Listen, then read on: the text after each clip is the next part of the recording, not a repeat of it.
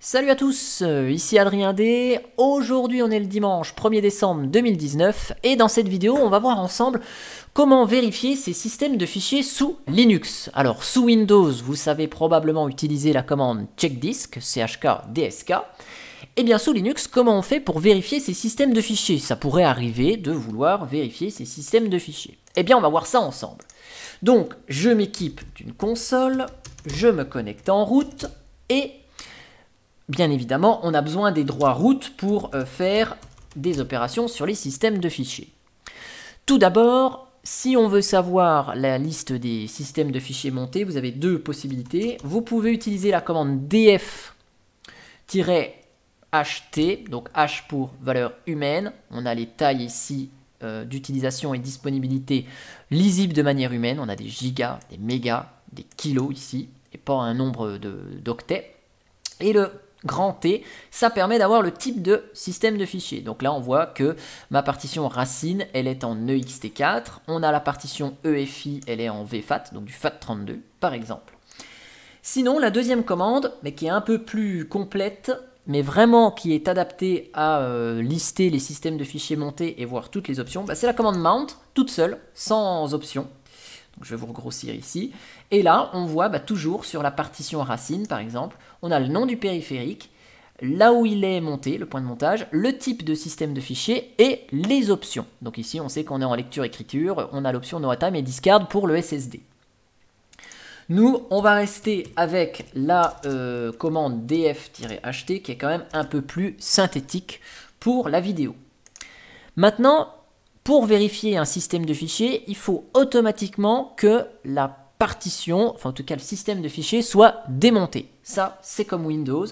Donc, on fait umount et on démonte notre système de fichiers. Donc là, je vais par exemple vérifier mon disque de données Mediadata.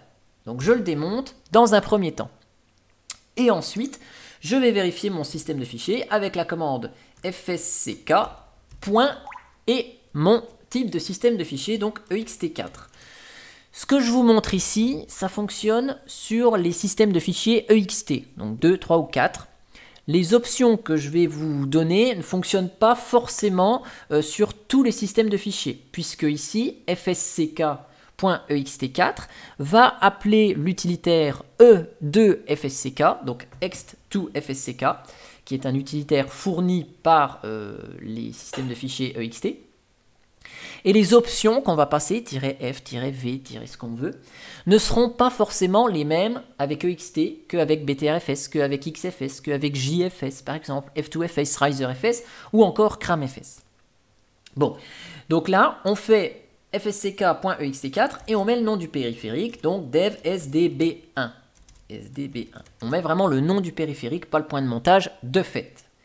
Si on fait ça, ça va essayer de lancer la vérification, mais il nous dit que, là, le système de fichiers est propre, c'est-à-dire qu'il n'y a pas d'erreur, donc il ne juge pas utile de le vérifier, système de fichiers, donc il nous dit, je m'arrête là. Vous voyez d'ailleurs ici, il appelle bien l'utilitaire dont je vous ai parlé tout à l'heure, e2fsck. Maintenant, si on veut vérifier le système de fichiers de manière forcée, on va ajouter l'option -f, comme ça, même si c'est propre, il va nous le faire. Je vais ajouter l'option V pour le mode verbeux, pour avoir plus de détails. Et on va utiliser aussi l'option Y, petit y, qui répond oui à toutes les questions. C'est-à-dire qu'il peut vous poser de manière interactive l'utilitaire, voulez-vous optimiser ceci, voulez-vous réparer cette erreur. Donc l'option Y va répondre oui, ça évitera d'appuyer sur oui à chaque fois qu'on a une erreur et qu'il souhaite la corriger. Et donc là on valide. Et donc vous allez voir combien de temps ça va prendre pour vérifier le système de fichiers de mon disque mécanique de 2 Tera, qui est dans la machine ici, qui est plein aux 3/4. Donc il y a 5 phases de vérification. Donc vous les voyez s'afficher à l'écran, je ne vais pas rentrer dans les détails, mais il vérifie la cohérence de la structure des répertoires, il vérifie les fichiers, il vérifie les blocs, s'il n'y a pas des blocs défectueux par exemple, il vérifie les inodes, donc tout ce qui va être les relations entre les fichiers et les répertoires et leur nom. Il va vérifier tout un tas de choses, ça prend environ, allez, je pense qu'on est déjà à une trentaine de secondes, ça va prendre entre 30 secondes et 1 minute, vous voyez, sur les, sur les 2 Tera de ce système de fichiers. Le mode verbeux ici nous permet d'afficher quelques options, quelques infos supplémentaires. Voilà, on a des fichiers non contigus, ça veut dire que mon système de fichiers il est fragmenté. On a des répertoires non contigus, on a des blocs, voilà, donc ça c'est le nombre de blocs utilisés, il y a 0 bloc défectueux, on a des fichiers de grande taille, ce sont mes disques durs de machines virtuelles par exemple. Et une fois qu'on a fini, eh bien on remonte dev sdb1. Normalement on met mount le périphérique, le point de montage. On doit mettre ça, hein, normalement. Vu que SDB1 est spécifié dans mon fichier fstab, je mets juste le nom du périphérique. Et voilà. Si je vous démonte, par exemple, dev mapper, attendez, hop. Si je vous démonte, par exemple, mon VMSSD, umount 5, qui est pas très gros, et que je teste la vérification de ce système de fichiers, vous allez voir que là, avec 40 gigas qui sont pas beaucoup pris, hop, vous avez vu, c'est quasiment instantané. Donc là, je vais le remonter ici. Maintenant, vous allez me dire, bah écoute Adrien, c'est bien, on a vérifié nos systèmes de fichiers, mais moi, si je veux vérifier ma partition racine, bah, comment je fais? Comment je vérifie ma partition racine? Bah oui, je ne peux pas la démonter. Eh bien, on va voir ça ensemble grâce à 2 machines virtuelles ici. Alors pourquoi je lance 2 machines virtuelles? Eh bien c'est parce que l'astuce est différente si on utilise systemd ou si on utilise OpenRC, sysvinit ou Upstart. Voilà. Donc systemd a une méthode différente pour faire cette vérification. Le temps que mes systèmes machines virtuelles se lancent, ce qui va être important, c'est ce qui va être écrit dans le fichier etc fstab. L'information qui sera prise en compte dans les 2 manips que je vais vous montrer, systemd ou pas systemd, c'est ce dernier chiffre ici qui est dans la ligne qui correspond à chacune des partitions montées dans le fichier fstab. Quand ça vaut 0, la vérification automatique n'est pas faite. Quand ça vaut 1, c'est la première partition qui est testée. Et quand ça vaut 2, eh bien c'est celles-ci ensuite qui vont être vérifiées. Donc de manière générale, on a un chiffre supérieur à 0 pour les partitions difficilement démontables. Quand le système est en cours d'exécution, c'est 1 pour la racine et 2 pour le reste. Donc ici, le home et le boot, ils ont 2 sur mon système. Donc là, on va voir ensemble comment ça se passe entre du systemd et du pas systemd. Donc on va commencer avec le pas systemd, avec la calculate ici. Donc vous allez voir, c'est beaucoup plus facile. Je vais vérifier juste que la date est bonne. Ok. Donc ici, si je vous montre le fichier etc fstab, qu'est-ce qu'on a dans le système? Eh bien ici, on a notre partition racine, il a 1. Donc quand on n'a pas systemd, c'est facile. À la racine du système de fichiers, on crée un fichier vide avec la commande touch et on l'appelle force fsck.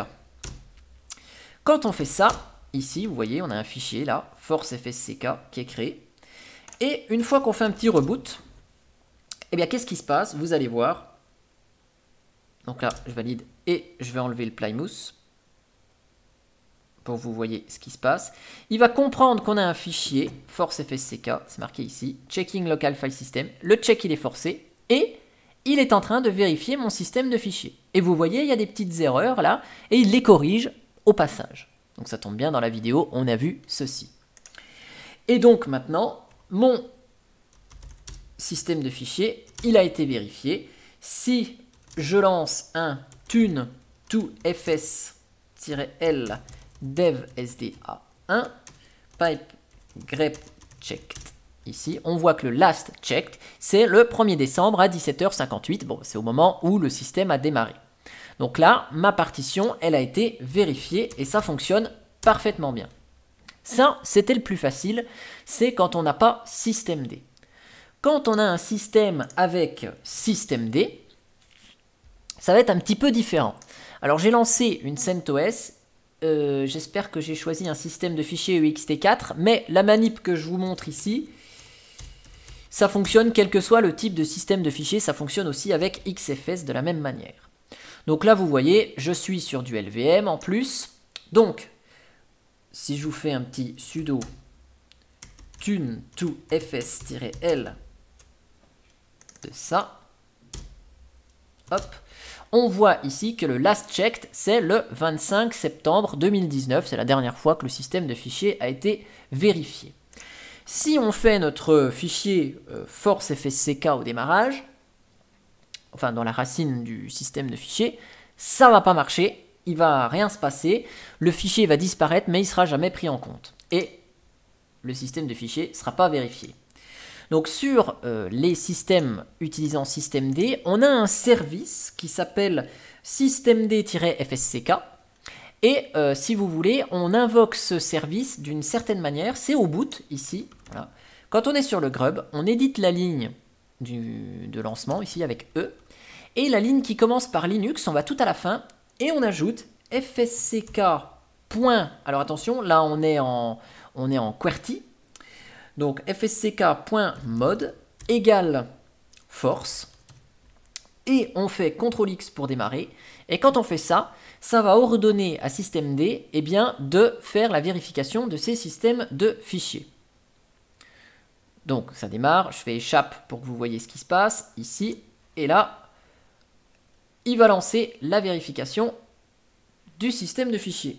Hop, on se connecte donc. J'ai eu un petit coup de fil, j'ai coupé la vidéo. Et donc là, si je relance ici ma commande last grep last checked, hop, eh bien on voit que la vérification des systèmes de fichiers s'est faite à 18h00. Donc c'était juste avant que je coupe la vidéo, au moment où le redémarrage a été effectué. Donc ici, il nous a fait la vérif de notre système de fichiers. Ça, c'est bien. Alors maintenant, vous allez me dire, bah ouais, c'est cool Adrien ce que tu nous as montré, mais imaginons que j'ai envie de vérifier mes systèmes de fichiers de manière périodique. Par exemple, je sais pas moi, vérifier tous les 30 démarrages mon système, je voudrais vérifier les systèmes de fichiers. Ou par exemple de me dire, bah tiens, tous les, je sais pas moi, tous les 30 jours, j'aimerais, donc tous les mois, que mes systèmes de fichiers se vérifient automatiquement. Eh bien, on va voir ça ensemble, c'est tout à fait possible, à nouveau grâce à la commande tune2fs. Vous allez voir quelques informations, alors je vais passer comme ça parce que KDE va être un peu long à démarrer. Hop. Si je relance ma commande tune2fs, devsda1, voilà, on a des informations ici qui sont intéressantes, comme le maximum count, mount count, qui est le nombre de montages maximum avant vérification sur notre système de fichiers. Donc quand c'est à -1, c'est-à-dire que le système de fichiers n'est jamais vérifié en fonction d'un certain nombre de montages. Sinon, vous pouvez mettre 1, 2, 3, 4, le nombre que vous voulez. Si on met par exemple, si on veut que le système de fichiers soit vérifié tous les, je sais pas moi, tous les 15 montages, eh bien on fait avec tune2fs ici, on va mettre l'option "-c", donc 15 par exemple, tous les 15 montages de cette partition, on va vérifier le système de fichiers, qui est dev sda1. Hop. Et ici, vous voyez, on définit le nombre maximal de montage à 15. Et là, on voit quoi? On voit qu'on est à 15. Donc là, on a déjà été monté 3 fois. Et donc, ça veut dire que dans 12 montages, eh bien, le système de fichiers sera vérifié automatiquement.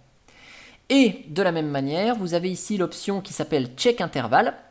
Donc check intervalle, c'est en secondes, le nombre de secondes entre lesquelles vos systèmes de fichiers doivent être vérifiés quand ils sont montés à nouveau. Donc vous redémarrez votre système régulièrement, je sais pas, vous le redémarrez 5 fois par jour, bah là si vous mettez maximum mount count, bah si vous redémarrez tous les 5 fois par jour, au bout de 3 jours, il va vous vérifier vos systèmes de fichiers. Si vous voulez par exemple que cet intervalle ce soit tous les 30 jours, et bien là vous mettez -i 30, ça définit sur 30 jours, devsda1, et là il vous définit ici l'intervalle de vérification à, alors vous devez d'ailleurs préciser 30D pour 30 days, là il a compris que c'était pas toutes les 30 secondes, mais préciser avec D pour le nombre de jours, ou par exemple 2M, ça fait 2 mois, ça convertit les jours en secondes. Et si je relance le tune2fs-l, donc là j'ai mis sur 2 mois, eh bien on voit que le check intervalle il est mémorisé à 2 mois. Et donc si le 1er décembre, le last check a été fait le 1er décembre, eh bien dans 2 mois, la prochaine vérification elle sera faite le 30 janvier. Voilà. Et donc pareil, hein, si vous voulez désactiver ça, vous remettez à 0. Et si vous voulez supprimer le nombre de comptages, vous le remettez à -1. Hop, et là on revient ici à une valeur comme on était initialement. En tout cas, eh bien, j'espère que cette vidéo, elle vous aura plu. Et moi, je vous dis à bientôt pour une prochaine vidéo. Allez, ciao ciao!